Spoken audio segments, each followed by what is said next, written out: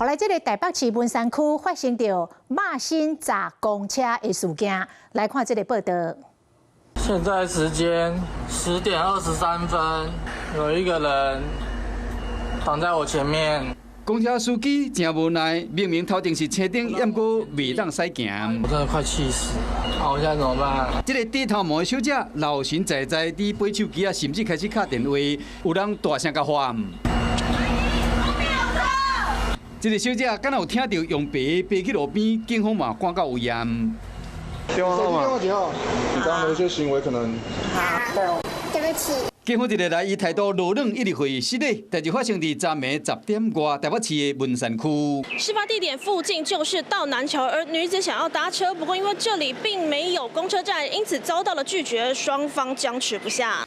公車位新光路口站經過大南橋、東紅燈，離後一個車牌指南路口站差不多80公尺的所在，拄到一個小姐弄車門，講要上車，司機無開門，伊就咧擋公車前後5分鐘。跑過去的話，可能會有摔倒或者是其他的風險，或者是害公車可能出了什麼狀況。你要提早1、2分鐘來就可以了嘛，對不對？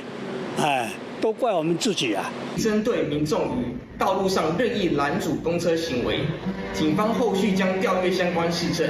這個所在瓦學區日時車流量真大。經過了解，這個小姐住在附近，警方會調監視器相關的畫面來確認，敢有妨害交通安全，還是特殊，那有者會甲開單。